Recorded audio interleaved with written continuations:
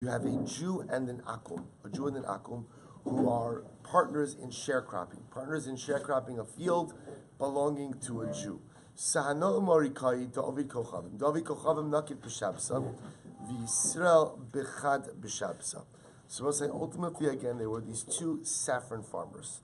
Now, an Akum, now remember again, they were joint sharecroppers. So the Akum decided to go in and work the field on Shabbos, and the Yisrael worked the field on Sunday. They worked the field on Sunday. So what happened? So Asula Kamei de Rava, so it was an interesting case. Afterwards, they came to Rava to ask if this arrangement was permitted or not. Here you have the non-Jew taking, the Akum taking Shabbos, the Yisrael taking Sunday. Is this arrangement good or not? So the Gemara says, Asula Kamei de Rava, they come before Rava. Sharlu, Rava says, yes, it's permitted. Esvei Ravina the Rava. So Ravina raised the kasha to Rava. Yisrael va'ovid kocham shekibu sada b'shutvus. If Yisrael and Ovid Kochavim received a field b'shutvus, which Rava say means they are partners in sharecropping a field. Lo yomar Yisrael la'ovid Kochavim. The Yisrael cannot say to the Jew, Tol chelkecha b'Shabbos va'ani b'chol. Listen, you take your portion on Shabbos, and I'll take my portion on a weekday. We'll say, now what does this mean? Take a look at Rashi. Shekiblu, Sadeh ba'arisusami balabayis. So we'll say, so now you have Yisrael and then Akum, who received a joint sharecropping arrangement from Shleim Nasach B'Yachas. So we'll say, the way this works is, both of those sharecroppers are 50-50 partners in the entire field, which means that they both have a joint responsibility every moment of every day. That's their joint responsibility. So what happens? Rashi says, Lo Yomar Yisrael, Tol Ata Chelkecha B'Shabbos, Lefi Shena'aseh Shlucho Achatzi Hayom Mutal. So we'll say, the way it works on a technical level is, let's assume for a moment the field needs to be worked every single day. So what happens? We'll say. So if you have two sharecroppers, Jew and Akum, what happens? So the Jew has responsibility for half of the day. The Akum has responsibility for half of the day. If the Jew says to the Akum, you take Shabbos, I'll take Sunday. We'll say, what does that effectively do? That effectively says, now Shabbos, 50% of Shabbos is the Jew's responsibility. He's now delegated that responsibility to who?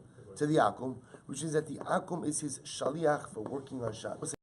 Even though it is not the Jew who is actively doing the work on Shabbos, but the Akum is operating as the Jew's agent for that work on Shabbos.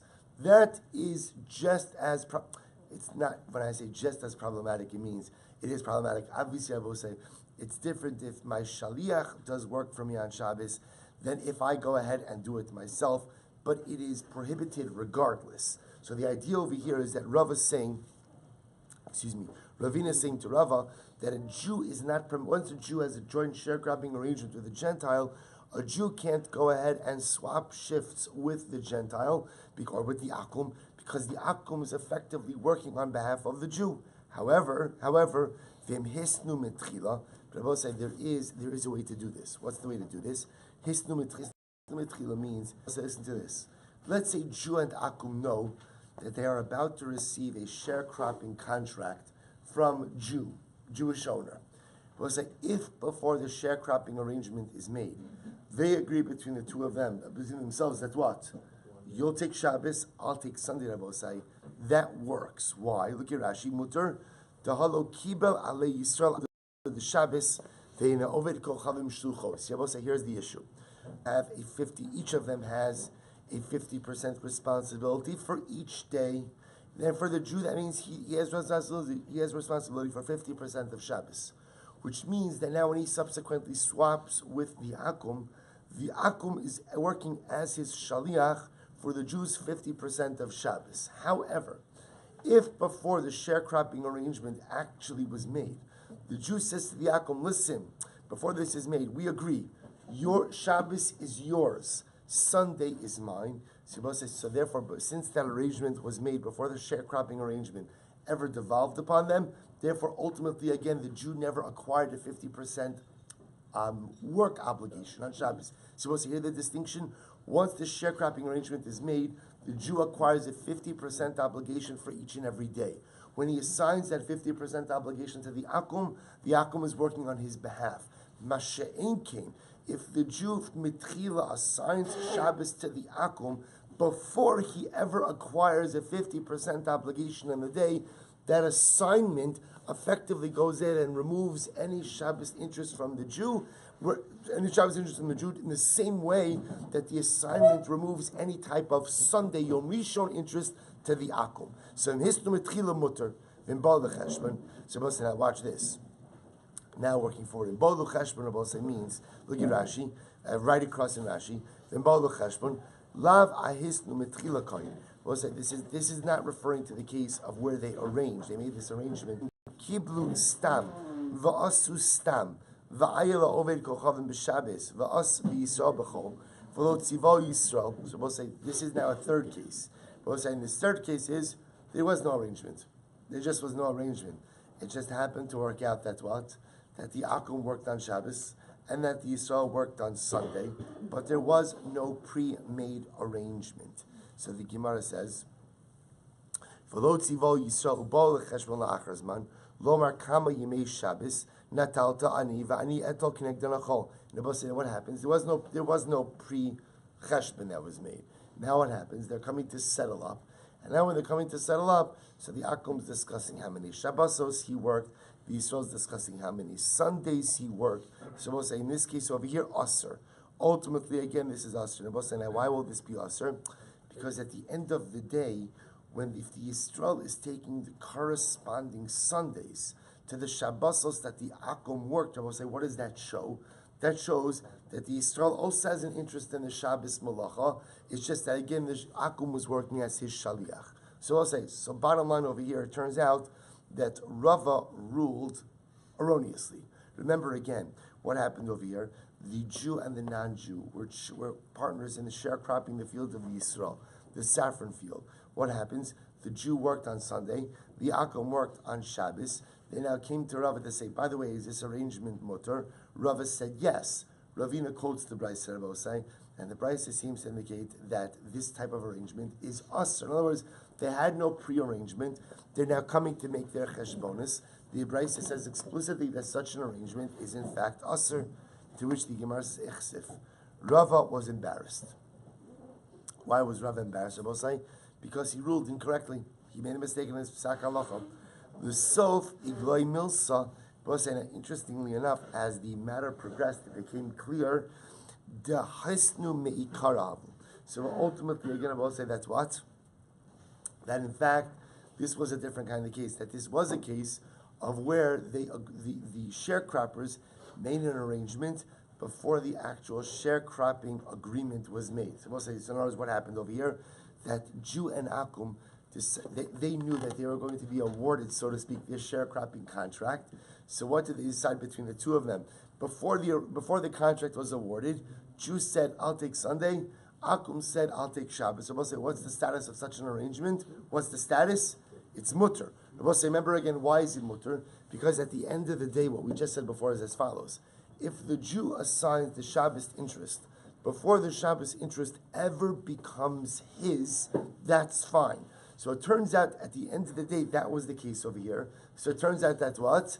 That Rava's psak was in fact correct. That ultimately again, that Rava ruled correctly when he said that this arrangement was mutter. Rav Kaviyah Beik Seal, so Rav Kaviyah of Beik Seal, he had a different version of this case. Amar, he said this case was Hano, these sharecroppers, we'll say were not saffron farmers, rather Shesile Da'ar Lahava. We'll say they were planting orla. Now what does it mean they were planting orla? I was supposed to say they were planting saplings. So what's the issue over here? So Ovid Kochavim, Achil Shnei Arla, V'Yisrael Shnei Dehatera. We'll say what was the arrangement they had? For the first 3 years of the crop, remember it's Arla, the Jew can't eat it.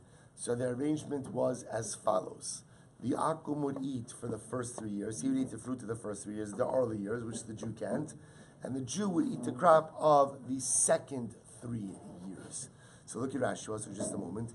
Rashi says, Ela Shesilei Da'ar Lahava, Yisrael v'Ovid Kochavim, Kiblu Sada B'Shutvus. Yisrael v'Ovid Kochavim received a field in Shutvus. V'not of the Yitlu Achatzi Ben Shteyim. Sharlu, Rashi says, the Heter Gomer Hava, Afagav v'kiblu yachal lechatchila v'amar lo Yisrael haya ata oved gimel b'shanim halalu v'ani gimel achareim ein kan iser shlichus the Yisrael nami shari la'ovda v'mishum achila she'Yisrael achal connect because there is no issue with working the field during the early years. So in this case, Rava said this arrangement is totally permitted. The Akum could work the field in the first 3 years, eat the fruit of the first 3 years, even though again it's a shutfus with the Yisrael, and the Yisrael can't eat the fruit the first 3 years. There is no prohibition ultimately again of working the land during the early years. The arrangement therefore is permitted. So just want to point out, Rav Gavia had a different version of the case with Rava. See, in the first version, there were 2 saffron farmers who were coming along, or I should say 2 saffron sharecroppers, a Jew and an Akum.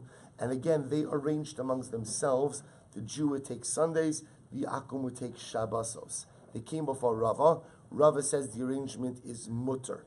Ravina raises a kasha on Rava. How can you say it's mutter? It's not true. It's an explicit brisa that it's usher because the akum is effectively working as a shaliach for the Jew in the 50% of the Jewish interest on Shabbos, or the Jewish obligation on Shabbos. So the Gemara interpreted the case to be, it must be a case where ultimately, again, they agreed from the beginning. Before they were even joint sharecroppers, they agreed to divide Shabbos and Sunday, and therefore there was never a Jewish interest on Shabbos to begin with. Okay, Rav Gavina comes along and says, no, you get the case wrong. The case is where 2 sharecroppers came before Rava, but the case had to do with Shabbos. The case was Orla, and the arrangement they made was the Akum farmer would work the field for the first 3 years and eat the crop. The Jewish farmer would work the field for the second 3 years and eat the nan or the produce. And Rava said, it's mutter. And Rava said, guess what? Totally mutter. To which the Gemara said, well, 1 second. It doesn't make sense with the rest of the story. So it says the Gemara, Ravina l'Rava. But 1 second. Ravina raised the kasha on Rava, and he brought the brisa from Shabbos. To which the Gemara says, you're right. The Gemara says, Ravina l'Rava, l'seyue siya. We'll say Ravina actually brought that brisa on. Ravina brought the brisa to Rava, not to contradict Rava, say, but rather what? To actually help him, to support him. How was the brisa supported? We'll say, look at Rashi. L'seyue siya mediktani hisnu lechatchila mutar alma ki leka iser shlichos de malacha shari. So we'll say, why is the brisa support? Because the brisa says the only time that there's an iser in the shutfas Rabbosai is when the akum is clearly working as a shaliach for the Yisrael, like in the case of Shabbos. But in this case over here as Orla, where the akum is not working in any capacity as a shaliach of the Yisrael, ultimately again the arrangement is totally mutter. So in fact, Ravina wasn't asking a kasha on Rava, but Ravina was bringing the brisa of Shabbos as a support to Rava. But the Gemara said before that Rava became embarrassed when Ravina raised his kasha. Lo hayu dvar me'olam. I would say that was a mistake. That was a mistake. Those words should have never been in the Gemara. That simply did not happen. Okay, so we'll say, so obviously, this conversation actually happens to be one that's a fascinating halachic one. And I will say, a person has to be aware of these halachos, especially if a person has a business and a person has non-Jewish partners. So again, especially if a person does have a business that operates on Shabbos and Yom Tov, there are halachically sound ways in which a person could assign ownership interests ultimately again to a Gentile partner. But I will say it's not as simple as saying, hey, you cover Shabbos and I'll cover Sundays. It's obviously you can see it's much more complicated than that.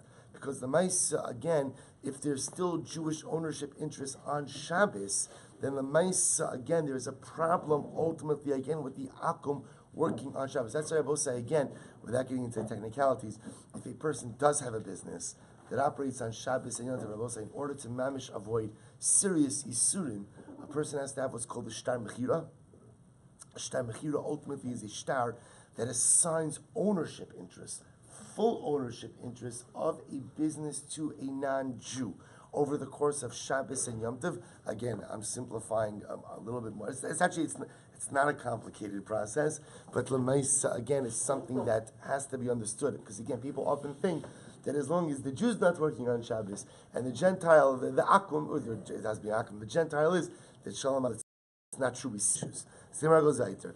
Tashma, Ibaylu, Stama Mai. So also listen to this interesting case. What about Stama? So also look at Rashi for just a moment. Rashi says, the Akum sharecropper, they received a field to work jointly. I should say they jointly received the field.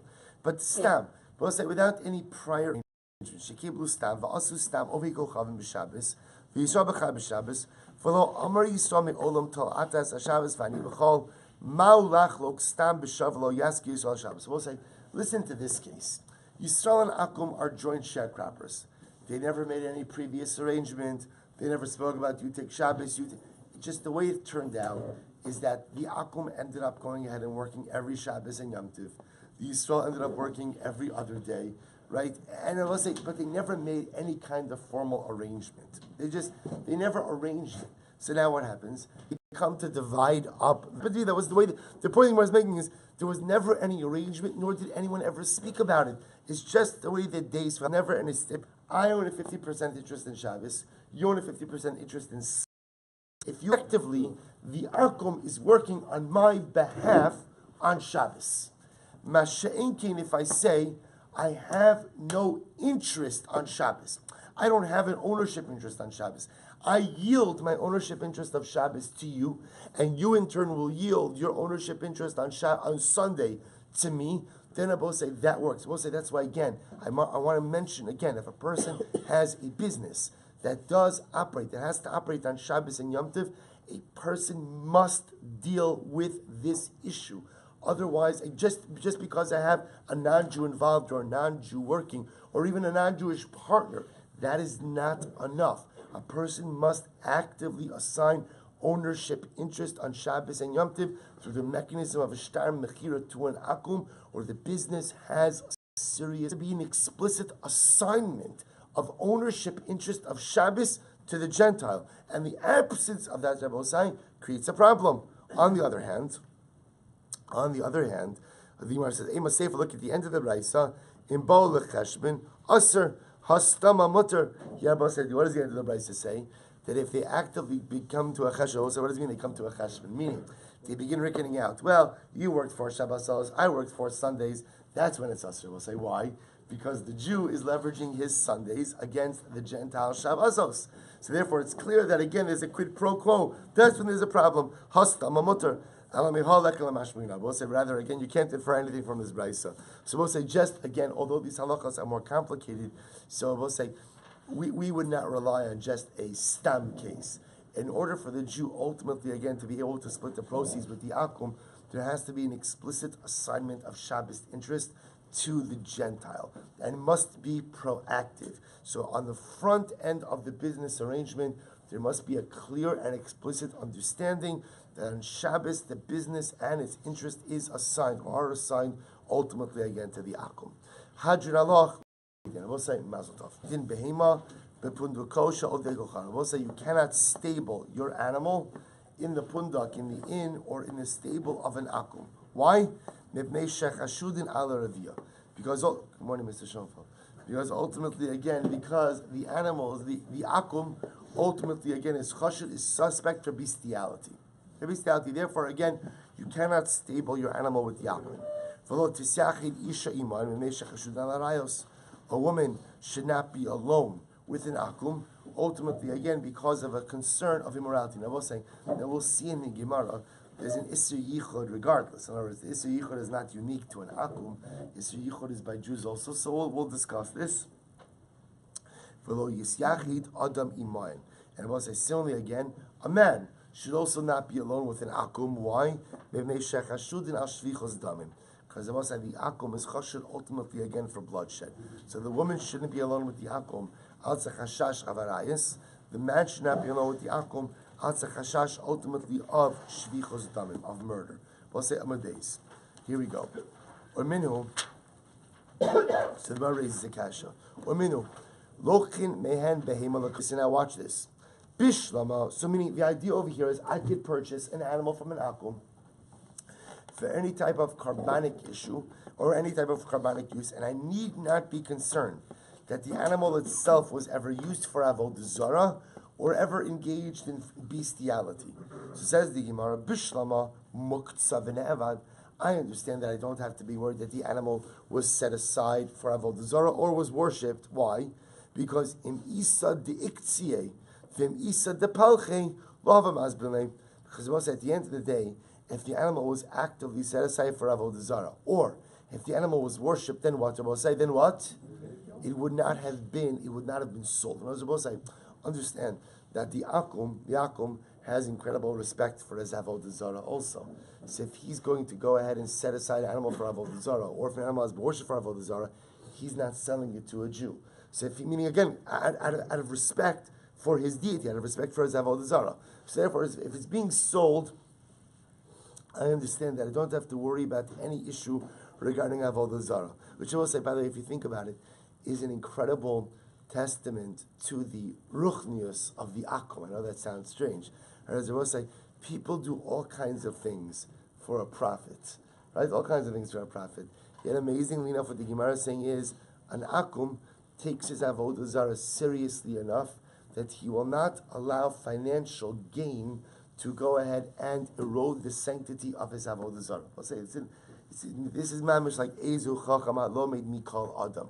I will say this is the this is the Vart. I'll just say it very quickly. I think I mentioned this on one Erev Shabbos. I did. This is the Lublina Rav. Oh, remember the Lublina Rav from Parshas Vayishlach? Remember that one. Good. All right, so remember again, what does the pasuk say?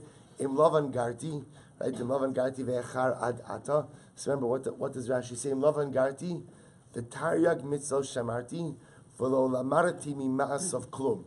So right, I lived with Lavan. I kept the Torah mitzvah. I didn't learn anything from his actions. So remember again, the Lublina Rav says, what is Yaakov saying? Im Lavan Garti v'Torah mitzvah shamarti v'lo lamarti mima'as. So Lublina Rav says so beautifully that Yaakov Avinu was lamenting.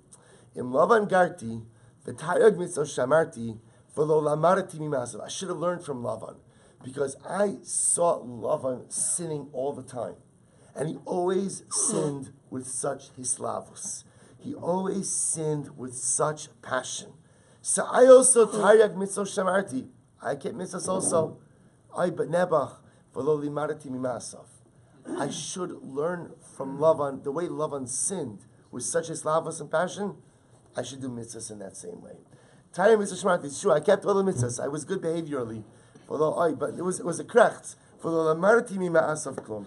If only I could take his passion for Averos and channel it into my Shmiras HaMitzvahs, how I should be. So I will say, this is an incredible Gemara. So over here you see that what's happening?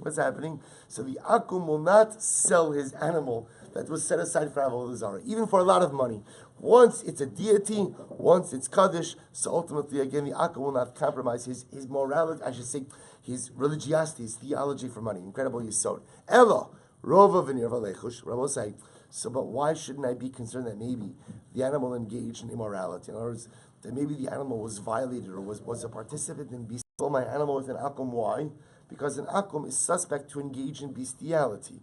So I'll say, so if that's the case, how could I purchase an animal for carbonic purposes from the akum if the akum bless you? It is true that an akum will engage in bestiality, but what? Not with his own animal. Not with his own animal, right? Because again, if he engages in bestiality with his female animal, apparently again as a result of bestiality, often the animal becomes sterile. The female becomes sterile. An akum does not want to sterilize his own animal, and therefore again will refrain from engaging in bestiality with his own animal. Therefore, Abosai, I can buy an animal owned by the akum. It's the idea that ultimately, again, he would not have engaged in active bestiality with his own animal. So the Gemara says, that's fine for a female animal. But say, how could I purchase? Maybe then he will engage in bestiality with a male animal, because the issue of sterilization does not apply there. So I'll say, ultimately, this is actually very interesting. So apparently, again, after a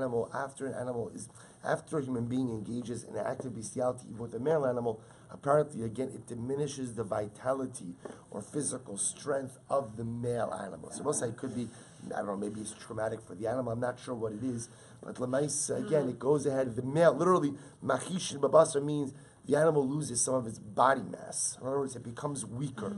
So therefore, I will say, bottom line, the Gemara says that at the end of the day, you could purchase the animal from the akum. Why? Because the akum is not going to engage in active bestiality with his own animal, because it compromises the animal. For the female, you could potentially sterilize her, and for the male, ultimately, again, it weakens the animal. Therefore, I could buy a carbon from him, ultimately, again, without the chashash animal was violated. Ella, hadisanya. What about that which we have learned? Lochin behema meirah shalahen. So I'll say ultimately again. So sorry, I forgot. I apologize. There was a sponsorship today. The shir was dedicated by Mayor and Adina Schwartzbaum as a zechus for the refuah name of Nachshon Meir ben Tamima Chaya Zara Shlomit. We hope that on the merit of our Talmud Torah, he together with Kol Choli Yisrael have a complete and enduring refuah. Okay, so says the Gemara, Elahad Sanya, Lochin Behem Meirash. And the Bravo says, let's go back for just a second. What about the fact that we said before, or that we learned in a brisa, that you could also purchase an animal from the shepherd of an akum, from an akum shepherd? I lechosh dilma ravala. Why aren't we concerned that maybe the shepherd will have violated the animal as well? To which the Gemara says, Roa shalahen misyare mishum hefsid schar. We'll say same idea. The shepherd also is not going to go ahead and violate the animal. Why? Because at the end of the day, the shepherd does not want to lose out on his wages. Elahad desanya emotion behemalo roa shalahen. But 1 second, we learn another advice. We'll say that a Jew cannot give his animal over to a Gentile, to an akum shepherd. Why not? We'll say out of a concern that the akum shepherd is going to violate the animal. So lema roa shalahen misyar mishum hefsid schar. We'll say, why don't we say that at the end of the day, whereas you should be able to give over your Jewish animal, so to speak, your Jewish animal owned by a Jew, to an akum shepherd, and not be concerned that the akum is going to violate the animal because of hefsid schar. To which the Gemara says something very interesting. Inhu diyadi bahadadi mirsasi. So both say, when the akum shepherd is watching the animal of an akum owner, he will not violate the animal. Why? Because they're both saying, one akum knows about that. An akum knows about this stuff. The akum owner will be able to know if what? If the shepherd violated the animal. Unfortunately, I just want to point out, as I mentioned before, when Chazal say things like this, this is not Chazal speaking disparagingly about an akum, I will say. This is Chazal speaking about realities. I know it sounds strange to us and it sounds ridiculously depraved to us, but I will say these are the realities. Chazal is saying we see these things actively occurring. These behaviors were prevalent in idolatrous society. So what does the Gemara effectively say? Akum, so if an akum owner gives over his animals to the akum roeh, so the akum owner will know what the akum roeh has been up to. So because of that, the akum roeh is mirsa. So we'll say there's a fear. There's a fear. Look at Rashi says, so because the akum owner himself might be into the bestiality stuff, so he knows exactly what the roah, what the shepherd is up to. Therefore, again, the shepherd is scared to do anything to the animal because he knows that he will be discovered by the owner. On the other hand, anan de lo yadinan behu lo mirsasi. Also, on the other hand, that we Jews who do not know these things regarding bestiality, so essentially the shepherd could pull a fast one on us. We wouldn't really know the difference if the animal was violated by the shepherd or not. Therefore, again, the shepherd knows he could do something and ultimately get away with it, and therefore the Brisa says that a Jew should not hand over his animal to a Gentile shepherd. Amar Rabba. So the Rabba says, Hainu Darmi Inshi, this is what people say, Michtiva Galala Baza. We'll say just like the piece of marble is afraid of the chisel. We'll say, so what that means is marble is a very strong material. And under normal circumstances, nothing could go ahead and break it. But if you bring the chisel against it, the chisel has the ability to make a scratch in it. Ragla bechavre yada. one slanderer knows his fellow as well.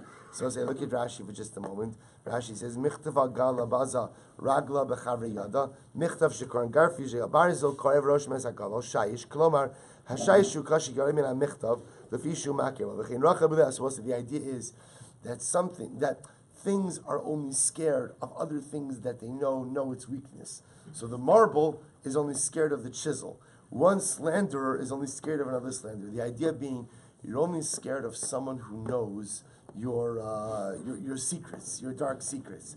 So the idea is that the akum shepherd of Osai is only fearful of who? Of another akum. Why? Because sometimes they're both into the same stuff. Right? And therefore, again, the akum owner will know if something's been going on with his animal. The akum is not scared of the Jew. Why? Because at the end of the day, the Jew is not really going to know if the bestiality occurred or not, because the Jew, Baruch Hashem, is not into such things. Good. So the Gemara goes like, "Ihachi scharim in the kevos lo nizbin techashinon dilma mirvala iluye kevan demigri ba mirsasa." So I'll say if that's the case, ultimately again, so you should be able to go ahead and what? You should be able to purchase. Well, it's actually very interesting. From an akum, you should be able to purchase male animals from women, right? So ihachi scharim in the kevos lo nizbin techashinon dilma mirvala. So listen to this. So we said before that you should not purchase male animals from a female akum. What are we concerned about both sides? We're concerned always about the same thing, which is what? Bestiality. But one second. So the Gemara says, Kevan de migri ba mirsasa. Both sides. Apparently, if a woman engages in an act of bestiality with an animal, the animal follows her around. Right? Yeah, so the animal becomes attached to her. If people see the animal following the woman around, then what? People are going to know something is up. So we'll say she doesn't want that. In other words, even if she's going to go ahead and see, we'll say most people, even if we're going to engage in Averis behind closed doors, we want to project an image of piety publicly. So even if this woman is going to engage in active bestiality, when this ox is following her around every single place she goes, it's going to be a shtickle awkward for her, right? So therefore, again, I will say, we assume that people at the end of the day don't want to engage in things which ultimately, again, will shame them publicly. So therefore, the Gemara suggesting will say is as follows: is that Lamaisa, you should be able to buy a male animal from a female idolatress. Why? Because I will say, if she really did commit the act of bestiality, the animal would follow her around. If the animal's not following her around, that tells us what? That she didn't engage in active bestiality. And the Hadatani Rav Yosef, Rav Yosef, listen to this, but that's what Rav Yosef said. Armalta lo tir kalba, a widow should not go ahead and have a dog. Why not? Rashi says over here.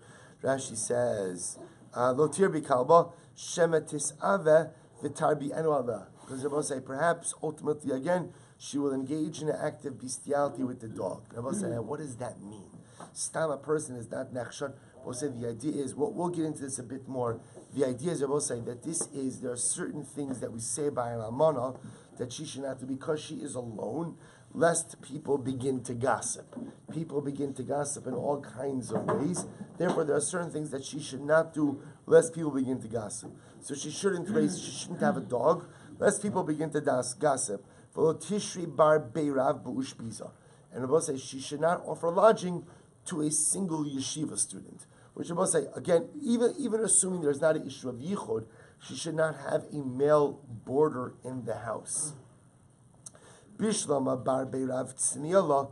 So we'll say, I understand why she shouldn't have a boarder there, because ultimately, again, since it's a yeshiva student, she feels she could engage in an act of immorality and he won't say anything to anyone. However, again, kalba kevan migra ba mirsisa. We'll say, but if a dog, what are we concerned about? That she's going to engage in an act of bestiality? We'll say, if she does so, as we just said before, then what? The dog is going to follow around everywhere. If that's the case, we'll say, now again, I want to be clear. All right, well, let me clarify this just a moment. So, why don't we say that she has a disincentive to go and engage in bestiality because the dog is going to follow around everywhere? To which the Gemara says, no. I'm sorry. Kevan dechishajle umsa umasr chabasra. Meimar amri inshi had the misrach abasra mishum umsa de kamasech. The Rebbe will say why? Because dogs follow people around for all kinds of reasons. Most notably, what the Rebbe will say, that the owner feeds them. So therefore, the dog following around the individual is not indicative of having engaged in active immorality, but rather, again, if a person feeds the dog, well, so that ultimately, again, is why the dog follows them around. Nekevos eison nekevos my taima lo miachtian. So we'll say, using this logic, why can't I stable a female animal with a female akum? Right? So we'll say, nekeva eison nekeva. So we'll say, in that case, ultimately what? There's no chashash of immorality. We'll say, right? There's no immorality that could occur. So if that's the case, why should there be a problem? Ultimately, again, of a female animal by a female akum, to which the Gemara says, well, and this is wild stuff.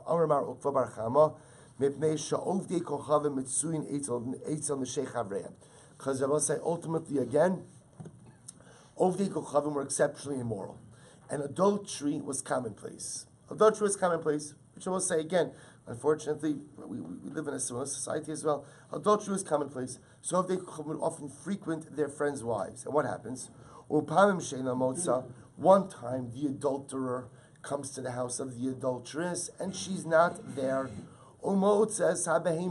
So she's not there. But who is there? Who is there? We'll say the animal. We'll say, by the way, just so you understand, it's pashat. Like I just want to point out, it's pashat, not a joke. You understand? This is the depravity of society. And we'll say, lest you shrug it off, we'll say, I hate to say it. We're not so far off in our general society from levels of depravity like this as well. This is talking about societal depravity. This is not poking fun. This is not ha akum. This is societal depravity that Chazal are talking about the both side. And again, this is mamish like stone. This is what, and again, it's scary because a lot of things that we see around us, Rabbi saying, Chas Shalom seem to point in depravity as well. So what happens? So the Akum comes to commit adultery. Opam Shena Motza, he doesn't find her, the adulteress. Umotza Sabehema, he finds the behema, the female behema, Varova, and we'll say ultimately again violates the behema. Vibai Sema, we'll say this is even more her. Damar Mar, Chaviva Alein Behemton Sheisrael, Yosem Inishoseyan. Because we'll say, and this is an incredibly dramatic statement, that sometimes ultimately again the Akum will choose the Jewish animal over again his own wife. Now we'll say, now what does that mean? So we'll say what that means ultimately again is just pointing to a societal depravity. That is what does it literally mean, that the Akum would rather have relations with a Jewish animal than his own wife. The Pasha said it's not to be understood literally, but rather what it means is just understand. We'll say, what this tells you something amazing about immorality. See, at a certain point in time, when a person plummets to the depths of immorality, so rationality also goes out the window as well. Meaning, a person says to themselves, obviously, just any normal person, even if a person is a Baal Taiva and wants to commit, it doesn't make sense. Meaning, it doesn't make sense that a person is going to choose an animal over another human being. But I will say, Elamai, you see that at a certain point in time, when a person plummets to the depths of depravity, rational thought is no longer there. Once taiva, once desire takes over, and a person is just driven by taiva, so we'll say all kinds of craziness unfolds. So the Gemara goes weiter. Then Rabbi Yochanan, because we'll say, where does this taiva come from? This is amazing. Then Rabbi Yochanan, B'shah shabal nachash al chava. We'll say, this is a different narrative from the Adam and Chava sin. In this narrative, Rabbi say, the Nachash doesn't only entice Chava to sin with words, but remember again, the Nachash actually engages in an act of intimacy with Chava. Rashi points out that the way we learn this from is that Chava used the lashon of Hanachash Hishiani, or Hisiani. It was a lashon of Nisuin, that ultimately again the Nachash violated Chava. Sheba Nachash al Chava, Hitil Bazuama. The Nachash infused an impurity into Chava. And I will say that impurity is ultimately, again, where man derives his drive for immorality from. So we'll say, so why is it then that these drives for bestiality are just by Akum? Why don't we? Why doesn't Am Yisrael have these same drives as Rabbi said? Listen to this. It's amazing. To which the Gemara says, Yisrael Shamdal Har Sinai, Pasku Zumasan. Ovdei Kochavim Shalo Amdal Har Sinai, Lo Pasku Zumasan. It was the Klal Yisrael we stood at Har Sinai, Kabbalah Satorah. That at least, although it did not remove the desire for sin, at least it removed the incredible desire for depraved immorality, like bestiality. The Akum, which did not go ahead and the Akum, who did not receive the Torah, ultimately kind of artist to resist, is the chait of immorality, is the desire for immorality. So we'll say, apparently again, Maimar Har Sinai was effective enough to neutralize at least our desire for the most depraved forms of immorality, like bestiality.